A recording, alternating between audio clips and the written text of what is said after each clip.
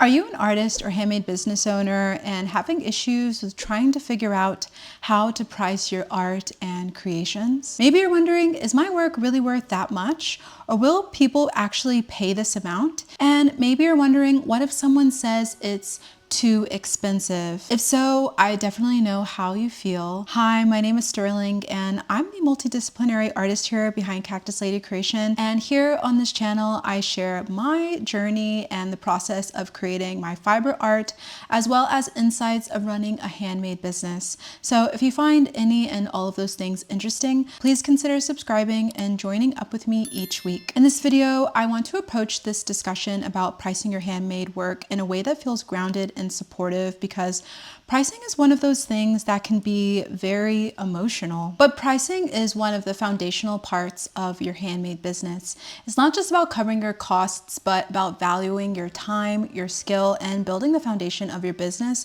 with something that will sustain you and not drain you over time.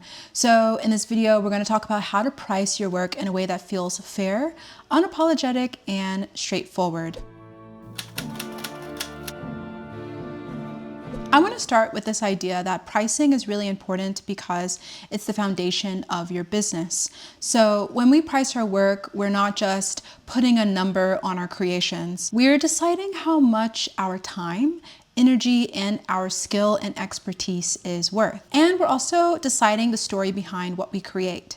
And I don't want to shy away here from emphasizing that figuring out your pricing can become complicated really quickly. Especially when you're just getting started, there can be this instinct to keep your prices really low because you want people to like your work, or you want it to feel accessible, or maybe you've looked at other fellow creators on Etsy that create similar pieces to yours and you've thought, wow, people are charging way less for something that's similar to what I'm creating, so maybe I should just match that price.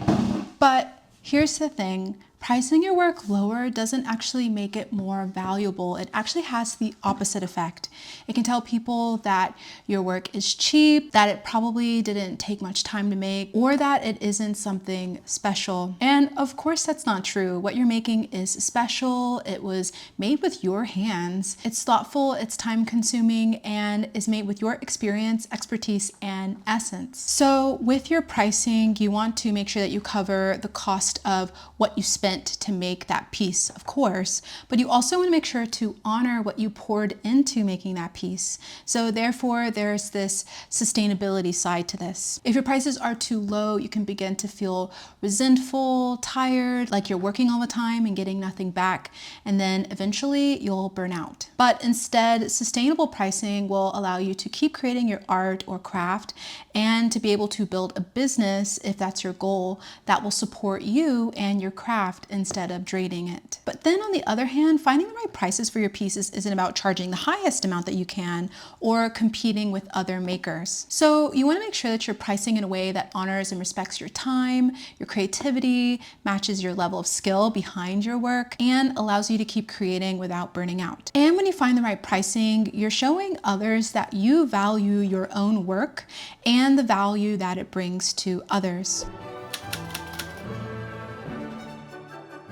All right, so now that we've grounded ourselves into talking about why pricing is so important, let's also now discuss what actually goes into your pricing, because there could be a lot of frustration around not knowing what the real costs behind what we create are. So there are two main types of costs: hard costs and soft costs. So let's start with hard costs because they're usually a bit easier to identify. So these are the things that you directly pay for to make the piece. So this could be your materials, for example, the yarn, looms, paint, and canvas, labels or branding tags, packaging like tissue paper, boxes, bubble wrap, mailers, and also any overhead that you have to pay for. So this could be selling online, Etsy fees, PayPal fees, Stripe fees, selling at an art market, so that would be booth fees, and props. And even if these materials came from a discount bin or a thrift store or your personal stash from 5 years back.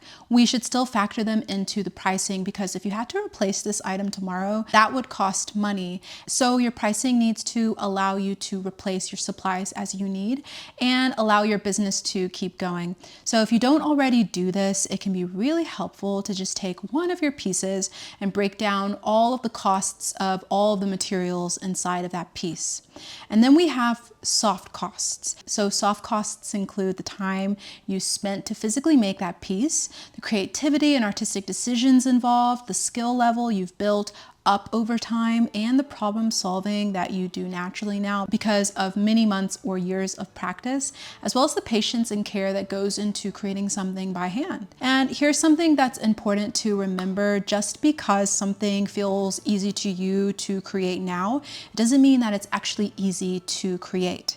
If you can do that, that means that you've grown, you've practiced and developed the skill over time, and that's why it comes easy to you. So when we talk about time, we're not just measuring the minutes it took to create the piece, but we honor the years behind those minutes. So this is where you should choose an hourly rate that feels fair, not inflated, but also not discounted from fear. And this should just represent the overall experience and care that you bring into making that piece. So when we talk about cost, we're also building a clear picture of what goes into your work. And the clearer this picture is, the easier it becomes to price without second guessing or apologizing. This can also serve as the foundation behind the decisions of how you price your pieces going forward. All right, so now that we've talked about what hard and soft costs are, let's zoom out a bit and discuss where your pricing sits in terms of market and value, because getting stuck at either extreme, either pricing too high or low, can actually hurt you and your business. When you price too low, and there's actually this really great blog post that I found by the Make It Collective, and it's this beautiful creative community here in Australia. They've got this blog called The Ultimate Guide to Pricing Handmade Products, and in it they talk about how underpricing doesn't just cut into your profit, it actually affects how your work is valued by both you and your audience. In it they also discuss how when you're charging less than what your time, skills, and materials are worth, you won't make enough to actually grow your business, and you won't also have the funds to reinvest in doing more of what you love. They also share this really important point that if many makers within a specific niche underprice, it'll actually train customers to expect low prices. Then when someone suddenly raises their prices to something more fair, they might find it even harder to sell. So when you actually underprice your products, you're actually doing more harm than good for a whole community within your niche. So if you find yourself thinking or feeling, well, I'm just starting out, so I'll price my pieces super low.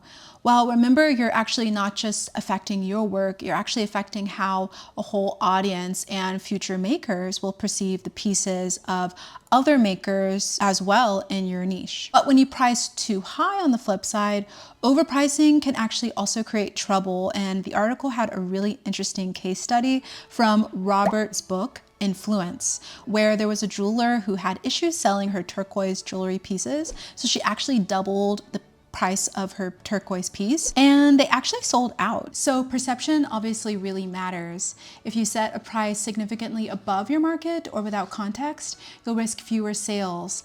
And it might feel fair to you, but if your customers don't perceive the value yet, you might not reach them. And the article recommends testing and measuring until you find your sweet spot. And the article mentioned 3 steps in order to find your sweet spot. So here are the 3 steps to finding that price zone where you're neither undervaluing or overvaluing your pieces.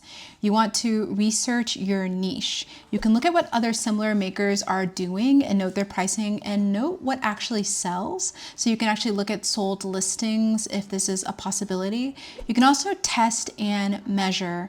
Choose a price and then run with it for a while using at least 3 months of data. And if you're getting consistent sales with a good margin, then you're likely in the right zone. And you also want to be willing to adjust. If you're selling too fast at a very low margin, you might be underpriced. But if you're barely selling, you might actually be too high, or you might need to just improve visibility and context. And I'll actually link that article in the description box below. I found it really helpful, so you should definitely go and check it out. And another great tip that I've actually been really utilizing lately is to pick one item in your collection and then price it using one of the pricing formulas that I'll be discussing a little bit later in this video, and consider 2 different comparison items, one that's slightly simpler and a lower cost version, and one that's more advanced or a higher value version. And then price all 3 according to the same formula as well as market research, and see how they all sit next to each other. Does the jump in price work? And does it feel right for the extra work? And you can also think about, is it aligned with your brand and your values? And this is a great way to determine the pricing of your pieces. So let's talk about your time, and this is the part that a lot of makers skip out on or undervalue. And it makes sense because a lot of us are taught to feel guilty for charging for something that we enjoy, or we think, well, I can make this pretty quickly, so maybe I shouldn't charge that much for it. But the reason why you are probably able to make it really quickly now is because of the hours that you've put into practicing your craft. The learning, the trial, the error, the pieces that you unraveled or started over, and the techniques that you practiced until they've felt natural in your hands. So when we talk about paying yourself for your time, we're actually not just talking about those 90 minutes that it took to make one piece. We're actually acknowledging the years behind those 90 minutes. So when you choose an hourly rate, it should indicate that your time matters and all of the years that it took to develop that skill behind your craft. I know when I was first getting started with selling my pieces, I didn't even know how important it was to pay myself for my work. And I didn't even factor that into my pricing until I was being mentored by a lovely fellow textile artist who helped me think about how important this is. And your rate can grow and should grow as you do. But the general guide that you can do if you want to just get a general gauge of what your rate should be or could be is to look at the minimum wage in your area. And I would definitely suggest that you charge way more than this, but this can at least give you a good idea of what you should at the very least be charging. Definitely charge more, but adjust this according to your level and expertise. It's important to also think about what is fair for the skill of your craft and the care that you bring to your work. So let's say, for example, it takes you 2 hours to make something and your chosen rate is $25. So 2 times $25 equals $50, and that $50 is just for labor. That's before materials, before tools, before anything else. Now let's discuss some different pricing formulas that you might be able to choose from to help you with pricing your pieces. There isn't just one correct way of pricing your work. Different methods will work better for different makers depending on your style, your niche, and the kind of business that you're building. So I'm going to walk you through 4 pricing approaches that are commonly used in the handmade world. So one pricing structure that was floating around on the internet a lot when I got started and ended up using for a while was this first one, and it is material plus labor equals cost of production. And then you multiply the cost of production by 2, which equals the wholesale price. Then you multiply that wholesale price by 2 again, which equals the retail price. But what I found out about this pricing structure is that it's a bit simple and just doesn't consider other costs that you might have, like overhead costs. I found that the overhead price was often too little, or at least it was for my niche at that time, which was macrame wall art. But I can see how this formula works really well if you want to keep things simple and have a clear calculation of how to get your pricing, especially as you're first starting. And for formula number 2, let's call it perceived value. So Maypak of Creative Hive also has a lot of great insight on pricing your pieces, including considering what is the perceived value of your piece. For example, maybe you're making high quality jewelry or pottery or paintings, fiber art, or another type of fine art, and the people's perceived value of what they're willing to pay for your work is quite high. So of course you do need to do some research on your specific niche and see if this is something that would work for you. But if the perceived value of the pieces in your niche is quite high, then you can even use a formula like this one, which is materials plus labor equals the cost of production. And then instead of taking that cost of production price and multiplying it by 2 and then multiplying it by 2 again, or multiplying it by 4 as a shortcut, you could actually multiply the cost of production by 5 or 6 or even 10 if that's the perceived value of your niche. But if that value again is lower for making something, for example, like stickers, then you can use a lower multiplier like 2 or 4. This of course would mean that if you're selling to customers at a wholesale price, then you would need to adjust this so you can consider how to structure that and make a profit out of it still. But this approach I just thought was really great because it takes into consideration the perceived value of your creations, which of course is also including psychology behind the prices, which is really great. So this next formula is actually one that I've seen on Craftsy, which is a video-based creating workshop website. And this one's really great because there are multiple steps in it, which is really nice.